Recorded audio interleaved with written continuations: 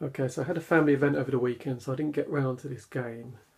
In fact, it was my 50th birthday, which is part of this game as a present to myself. So a lot's been happening. Now, I've only played one more turn, so we can see we're only up to just beginning turn 10. But it's really becoming very interesting. I mean, the British have not fared well. So if we look at Nelson's column of ships here, of course it makes me smile when I say Nelson's column, but Nelson's columns of ships here, we can see we have a fair amount of difficulty therein. The Victory is dismasted, it's now vulnerable. In fact, I think, if I just check, I think it's only got one hull hit remaining. Okay, so of course when that activated, I mean that's been drifting, when that was activated, Nelson popped over onto the, what are you on at the moment? The Donegal. Okay, and we've got the Canopus, which was not in a bad condition last turn, is taken a severe amount of damage. I'll tell you about this ship in a moment. So the Canopus, we can see, is damaged and got 8 more hits. So it's got a little bit way to go, but some rigging hits as well, and not looking good for the Canopus with his rigging hits, with the whole of the Spanish line beating down on him. Now this ship here just goes to show that though these two ships were quite damaged, don't close with the British unless you really know what you're doing, in which case I don't. This is the Berwick. Okay, now the Berwick, I'm only going to show you there, the Berwick's got no more counters on because it's a wash. The Berwick took an opportunity, because these two ships were adjacent, the two British ships were in line, to come through the middle and rake both of them and cause significant damage, of course. But going through even these damaged ships at short range, you know, you don't mess with the British ships at short range. And the ship, the Berwick, was just completely shredded, and there is a wash down there. Other places we can see that the Superb is pushing on through the line, but look at those French ships around it. You've got to have a bit of nerve to do that. They've done some raking shots, and you know, going along the French line here, you can see all these hull hits. You know, they're building up hull, and there's some rigging hits in there as well, especially the Scorpion's got some rigging hits on. But you know, they're building up, but nothing that significant. That's the problem the British are having at the moment.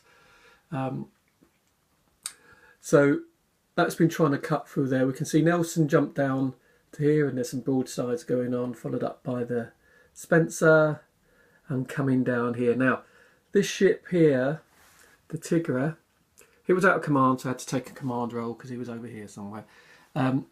And he rushed through and, well, I'm an effective fire. Okay, he managed to rake the Scipion, which is now vulnerable. It's only got 3 hull hits left. It's held. In fact, none of the vulnerable ships struck this turn. They all rode pretty low, really. But it got itself in a terrible position here, trying to move towards the flagship here. And you can just see they've got either side of it. The Royal Tigre's been having a bit of a tough time there. So a lot of the French ships here have been concentrating fire on the 2 damaged ships here. A few of these ships are out of command and failed to get into command, but though it's a bit of a traffic jam up there at the moment. If I go back, you see I've got quite a few French, and we desperately try not to mask each other's fire. We have the 2 ships here that cut in, okay, Villeneuve's. So most of Villeneuve's forces are here.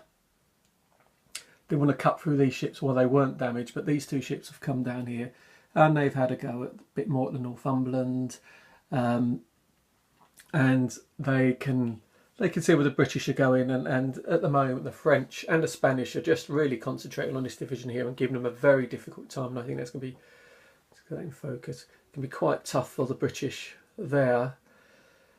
Now Patrick, who's been posting me on YouTube, so thanks Patrick if you're watching, suggested, and I talked about this in the last video, these beating against the wind are not getting anywhere. So they've turned to starboard and they are now reaching with the wind, so hopefully they will come across. But what quite will be left over here when we get there?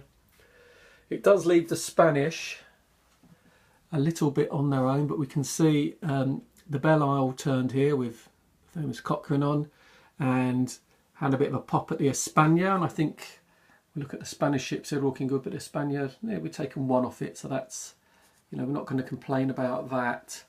I thought about the Spanish turning in, but after the experience of closing in here with the British, even when they are not in great condition, they can, you know, it's that carronade and the hull advantage and the British advantage makes them very, very dangerous.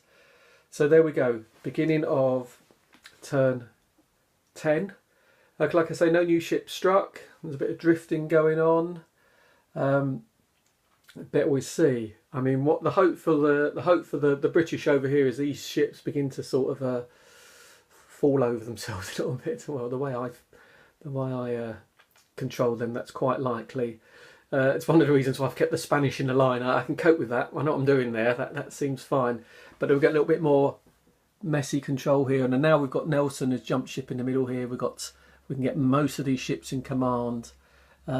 Obviously we've got a formation command here, 1, 2, 3, 4 of nearly all these ships here, so they're going to be fine.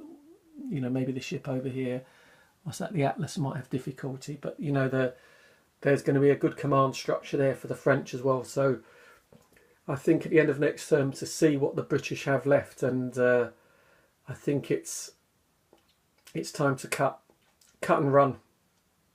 We can see that the vulnerable French skipping on down here is just sailed on, trying to get away from any further damage to escape the battle, but it still might strike. But there we go. So I think we'll see what happens at the end of next turn, and then the British might be trying to extricate themselves. Difficult here though, isn't there? Whichever direction you go in, it's going to be problematic. But there we go. That's a short video update.